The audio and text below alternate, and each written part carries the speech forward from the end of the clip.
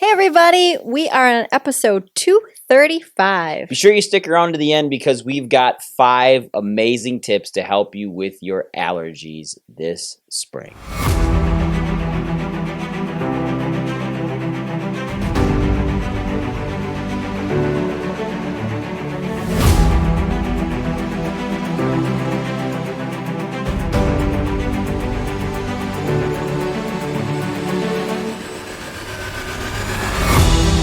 Hey everybody, welcome back to the Prime Podcast. I'm with my amazing wife, Dr. Julie Wyss. I'm your host, Dr. Skip Wyss. Went in a little reverse order there. You look pretty today. You're all greened out. We kind of blend together. Well, you got on my favorite green, and it's springtime. It is. So spring is here. Spring's in the air. Had some 70-degree weeks, getting close to that up here in Wisconsin, and just coming off of Mother's Day. So happy belated Mother's Day again to you, Dr. Julie. Couldn't ask for a better mother to my kids. You are absolutely amazing and a better spouse. So today we're talking about natural remedies for allergies, because allergies are one of those things that are the most overprescribed medication-related things to your health that you can basically almost fight for free without putting excess crappy chemicals into your body, without putting major detriments into your gut and really destroying your gut lining, and really understanding that we can do a lot of this stuff naturally in our own homes, right? Yeah, and it's like usually the culprit is like it's what's inside us. It's our liver. Our liver is what needs to. It's like the sieve that everything has to go through. And if your liver isn't doing what it needs to do, meaning everything from last fall through the winter, if you've maybe neglected that healthy eating or you're just backed up with a whole bunch of crud, that means that you're pretty much going to have some struggles come the spring and allergies. And it's these same people that suffer year round. I can guarantee your liver needs a little love. Got a little stasis going on in that liver. That liver's a little out of shape, maybe a little fat, maybe needs to work out or two. But some of the easiest things you can do, let's just jump right into that then right away. Let's talk about detoxing the liver. I know we have a list of 4 other things we want to do, but I think the liver is the key. The liver he's the master control, whatever. She's the oven. She bakes and makes everything and converts and processes. But if it's static, if there's a lot of stasis there, if your liver's been fatty infiltrated, maybe has some cirrhosis because you've been drinking some alcohol your whole life, or maybe living a pretty unclean life, your liver's taking the brunt of it. Your oven is dirty and it needs a cleaning. Well, I mean, which is like the liver regenerates itself, which is super great. Which is incredible. But one of the most cost-effective supplements that we have, and like probably the cheapest, is Spanish black radish. Yeah. And that will like drastically, it will get everything within that sieve, get everything cleared out. It will give the nutrition that your liver needs to regenerate quicker and faster.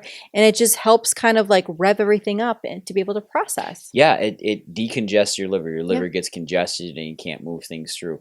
I think one of the most important things you can do in the morning is take 8 ounces of purified water that's warm, room temperature, add a good squeeze of lemon into it, and actually you can take that then and drink it and slam that 8 ounces back if you want. Put some sea salt in it, some mineral to get your minerals, and slam that thing back 8-10 ounces in the morning. That will actually prime your pancreas, primes your gallbladder, and actually almost scrubs the liver. It detoxes it. I was gonna say, and it's funny because like we're coming into spring here, and people are gonna be doing that like for their tillers and like their outside gardening equipment, and it's kind of like, okay, we do that for our equipment, we get our cars tuned up. We need to also be doing that for ourselves. Spring cleaning for your body. Enough people actually talk about that, the ingestion, the things that we need to do to make sure our insides are working properly. Well, and then they wonder too, they're like, why are it seems like have you guys ever noticed that seasonal allergies are always worse than the year before? Always. People are like, oh, this is the worst year for seasonal allergies ever. Well, think about the last 12 months. Was it maybe one of the worst years you've been on your nutrition and your diet ever? Like, do you have a ton of inflammation in your body? Have you consumed a bunch of processed sugars, processed foods? And I get it. Like, it's a big step mentally to be like, you know what? I got to clean this up. but it takes discipline. And I've been there. I've fallen off. The last 6 months, if you haven't noticed me gain weight on this podcast, we got digital proof. Why? The last 6 months have been extremely stressful. With the loss of my mom being really, really sick, me worrying about you and our kids and everything going on in our office, like I've let myself go by the wayside, and that's not okay.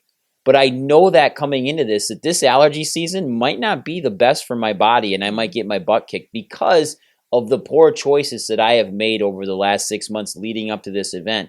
And you just come off of the most sugar-containing season in the world. And to be honest with you, Easter for sugar is worse than Christmas. Nobody thinks about it that way because everything you're giving to your kids is sugar-related. It is jelly beans, chocolate, more chocolate. Cadbury eggs, Peeps. Yep, like everything sugar related, and we don't think of it because it's warm out, it's nice out. Right. But it seems like the fall and the spring are bookends for sugar. We don't consume as much sugar during the summer. It just doesn't happen that way. We're outside a lot. We're moving around, I hope. But that's a big thing. So you can do those easy things right away in the morning. Spanish black radish, great supplement. Milk thistle, another big one. Stinging nettles. Stinging nettle, another good one to take some dehistamine into our body and actually take some antihistamines and get them broken down naturally. Vitamin C, quercetin. I'm just kind of going through them all, but it's also understanding that you do that. You need the insights to be able to process and to break everything down. Yeah, to get these histamine reactions. So now let's talk about some support. So one of the most easy things that we can do is just get a hold of natural honey. Yeah. That's step number 2. Tip number 2, natural, raw, organic honey from your location. Super important. Date your beekeepers. Yep. Date your beekeepers. We'll be dating Jericho. I don't know. Yeah, man. Jericho's the best. Mm-hmm. You know, we get some amazing honey from in O'Connell here, just north of Green Bay and out by our house too. You know, what's kind of cool is that honey is very regional and you can see different colors in honey. Some honey's really, really dark. Yep. Some honey's super, super light and yellow, like light. But that doesn't mean it doesn't have the pollen in it that you need to help proliferate your gut with the pollen, which then decreases the IgE response, the histamine response. I think that's important. This needs to be honey local to you. So traditionally, this isn't going to be something that you're going to be going to the supermarket, the grocery store, Costco for, because it's going to be who knows where it's manufactured kind of a thing, and maybe other byproducts that have been added to it. So this is where like the farmers markets are going to come in really handy, the small boutique type places. But again, finding that beekeeper. Some garden shops, I know will have some honey now, but it's finding that it's within, I would say, like a 25 to 30 mile radius of your home. I would try not to go any further than that. Otherwise, like some honey, again, if it's still relatively local, it's going to be better than traditionally off the shelf. But you want to try to get something close to home, because that's going to be the pollen that you're, going to be more susceptible to. And exposing yourself to. Yeah, and it's super important to do that, and you can't do it early enough. If you can get it into your system in January and February, it's just microdosing, and that's what it's doing. Correct. You're microdosing your body. So you're getting body exposed to the things you haven't been exposed to for maybe 4 to 6 months. And now you're getting your body back prepped and ready to go. This is why allergies most of the time are seasonal, unless you have a mold allergy, which could be in your house year round. But a seasonal allergy, because these allergens are around for a very short period of time, and then you don't have exposure to them again for the next 10 months or maybe even a year. So it's getting used to that and getting your body used to it. And honey's one of the most important things you can do. And I was going to say, as we're going through these, like instead of being like reactionary, like waiting for the allergies to come and then we're battling them, these are all things that we need to be starting now. So then once the pollen, once the lawns are getting cut and all these things like start populating in the air, our body is prepped to be able to process and to handle it better. This isn't we wait for the allergies to happen and then we're trying to play catch up. And if you're getting local honey, stock up on it now. And it can sit in a cool room in a nice dark environment and into the fall. And you can start taking it again in the fall through Christmas. Like you can do all of this to really help your gut microdose and really expose your immune system to decrease those histamine reactions, to decrease that reaction to that pollen, because pollen's irritating. Like, we all look outside. The worst part of the year is when the cottonwoods go crazy up here in the Northeast. Looks like it's and snowing. Northeast of Wisconsin, not Northeast of the United States, and Northeast of Wisconsin. It looks like it's snowing, right? And like right now, we look outside and there's little leaves all over the ground because all the apple blossoms and cherry blossoms are coming out, and the peach blossoms, and all these little apricots and these fruit trees are blossoming out. So the honeybees are going to be running rampant here shortly as it starts to warm up. So get your local honey, and actually one of the best places to get it, if not the farmer's market, go to your local chocolate shop.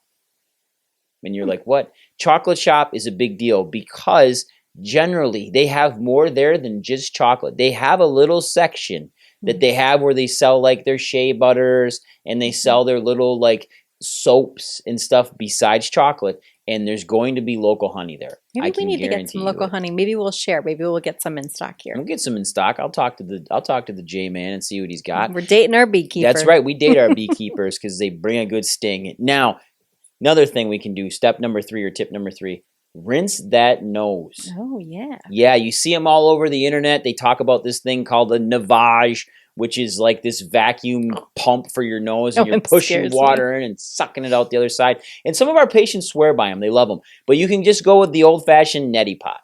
Yep, and that will take a little practice. It does. As well. But again, the whole premise is that we're it's the allergens in our nose, right? And so that's what can be a stickler, that anytime that we blow our nose, it's not all going to come out. And so the nasal rinse is going to allow the diffusion of the water coming through there to knock out any of that pollen that's in there. Yeah, it just gives her the good old-fashioned rinse-a-roo. It's a good rinse. It cycles out your sinuses, because you've got basically 3 sinuses on each side of your face, so you have a total of 6.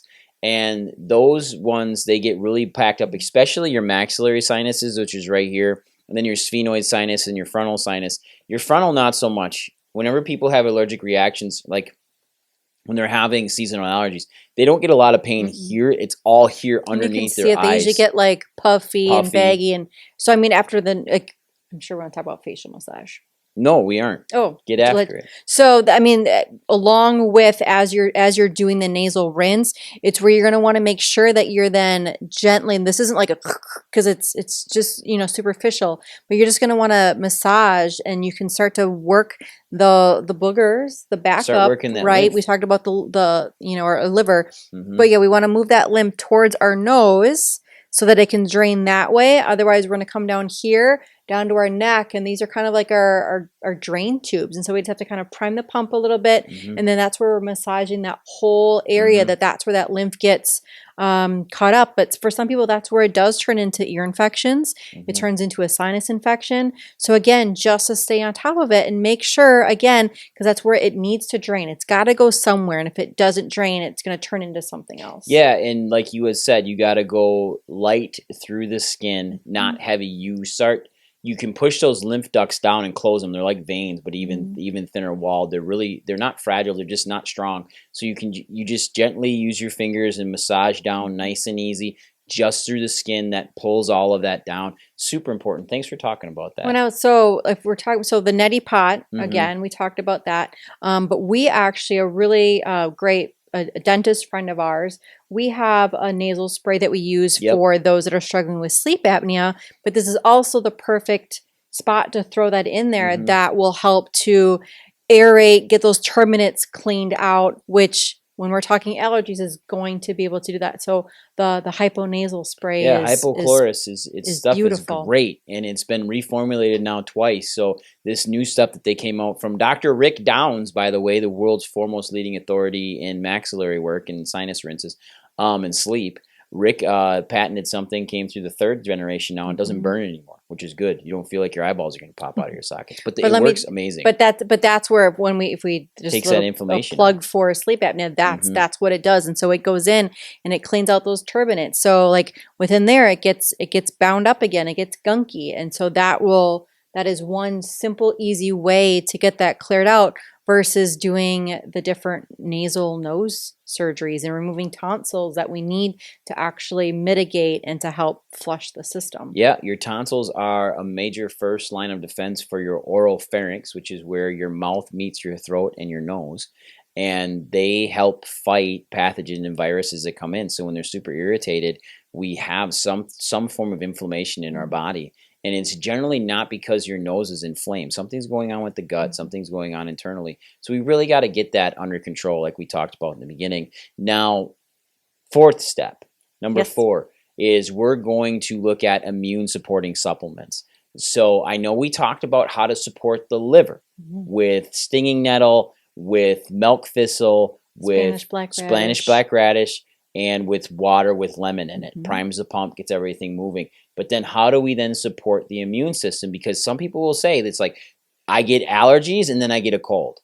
So how do we support that immune system? Vitamin C is going to fall into this. I mean, our supplement is literally just called Allerplex. And so it's got everything in there. Lots of C, D, vitamin A that's in that. And again, it's going to boost up the system.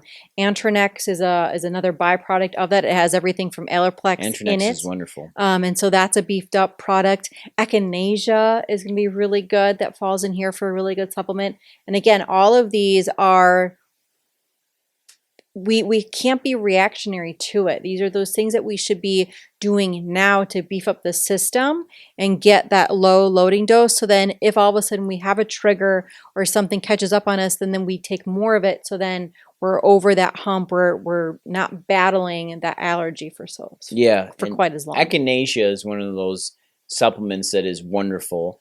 If you can get it in a liquid form, it'll be even higher strength. It works great. And echinacea is like putting glasses on your immune system. It just makes it super finite. It's crystal clear, super responsive. It really does help with the response of it. Now, let's talk one more thing, Dr. Julie. Number 5 is reducing these allergens in your house. Big deal. This time of year, it's beautiful out. Windows are open. I think this is like one of those things that really gets overlooked. And it is kind of that simplistic thing that again that we can do. Yeah, and it's get your house cleaned up. So what I mean by that is change the filters out in your house. Get rid of those old filters from over Christmas, from over the holidays. You brought something into your house that's extremely high allergen, which is a pine tree. If you had a live tree in your house, and that brings a lot of pollen, a lot of dust in, a lot of dust on the fake ones. Fake ones are almost worse because if you've had those things up 5, 6, 7 years in a row, breathing in all that gunk that you put on it, and you flock it, and you do all sorts of stuff. Like every time you get that out, it goes into your registers, it goes into your filters. So get your filters cleaned out. Now is the perfect time to change them out. Our neighbor I saw the well house truck over there. So duct cleaning, perfect time of year to get your ducts cleaned and get all of that just dust and potential mold and black and white molds and all these things out of your ductwork so you're not breathing it in. Because when those guys release their spores, that's the issue. That starts causing major irritation, can be extremely toxic to the body, and we just want to be really careful of that. You can also have things in your house called HEPA filters. HEPA filters are a type of filtration system that are the cells are extremely close together, so there's very little pass-through. They catch 90% of the particles, 93% of the particles in the air. It was the only thing effective during COVID to actually process to pull things out of the air. That was one of those things that HEPA filters are extremely valuable. And we have a triad air filter, and we have some of those in stock, actually. Ozone, yep. But that's where that works absolutely wonders. Like we always have that running here at the office, but that is what runs at home. So like we're talking about spring allergies, but hey, you burn a pizza, you burn something in the oven, that thing works amazing that it will clean that air, within 30 seconds to a minute, like nothing even happened. Well, some people will say there's a camp out there that'll be like, ozone's toxic. In small amounts, it's not. We have to understand this. Like there's people that they will go to the extreme on everything, even on vitamin C, even on, I had somebody in talking about oxytocin. Like it's like all of these weird things they go to the extreme on, and they don't have to. Small amounts of things are always beneficial. They can be. Large amounts can be extremely toxic to your body. But having a good air filter with some ozone, like people put ozone inside their furnaces anyways, like all of that helps disinfect the air, disinfect your house, but even more importantly, adds a good smell to things and really helps out. It kind of feels like it's raining all the time. It has that ionization feeling. And so those are things you can really do. One last one that I guess I never, again, like one of these simple things of after you come in from outside. So we talk about windows being open, but once you come in from outside, instead of wearing your clothes throughout the entire house, take them off immediately and go and shower. Yep, get the pollen off. If we don't do that, or you're showering but you're not washing your hair, it's the pillowcases. Making sure that you're changing your pillowcases. Maybe your pillow needs a wash. Maybe you need to update or upgrade that pillow. We shouldn't be sleeping on it for 5 years, people. But I think really just remembering that pollen, no matter like short hair, long hair, like it's in there. And so at night, like that's when your body is supposed to be healing and it's processing and it does so many things while you're sleeping. But if you're sleeping in that, it's no wonder that maybe you're not getting a restful, peaceful sleep, but maybe you're already waking up with the scratchy eyes, scratchy throat, the nasal drip, and it's because you're sleeping in that pollen all night long. Yeah, and if you really want to spice it up, take that pillowcase and spray it with some. You make an essential oil out of this, and you can use lavender, you can use peppermint and lemon. And that is great for helping you breathe. And you can spray that on your pillowcases and in your bed or diffuse it. That stuff always works awesome. We actually have all that stuff here at the office. And last but not least, of course, we have to incorporate chiropractic care. This wouldn't be a chiropractic podcast without it. But chiropractic is absolutely essential to help you with getting your body right to communicate so it can help handle these allergens and these external environmental factors that are coming in and actually get a normal response to them. And don't get an over response or a hyper response, which is what a lot of allergies are. And if we can start controlling that nervous system wise, man, that is an absolute changer of everything. It changes people's lives. Pretty cool. Yeah, you don't have to do everything we talked about. You can do. Most of that is free. Chiropractic is going to cost you a little bit of money, but that's going to make your life so much better. Your immune system and your nervous system running hand in hand, one in one, getting your body communicating like it's supposed to. There is nothing better. I say stop giving your money to the billion-dollar industry of just the pumping you full of garbage. Of the spring allergy medication. Yep. Nobody wants to hang out with that stupid bumblebee that sounds like Antonio Banderas. Unless the only thing he was good at is doing Puss in Boots. That's a better version, right? Right? Would you agree? No, maybe not. But hey, don't hang out with that bumblebee either, okay? So I'm Dr. Skip. This is Dr. Julie. Again, you guys, you can avoid most of these allergies just by doing these few tips. I'm glad you stuck around. Get out there, share this podcast. You know there's people all over that that are suffering and dealing with allergies this time of year. So get this out to them. Help them out. Give them a few remedies, and guess what? You'll look like a rock star because you're the one that gave it to them. So take care, everybody. Have a great day. Bye, everyone.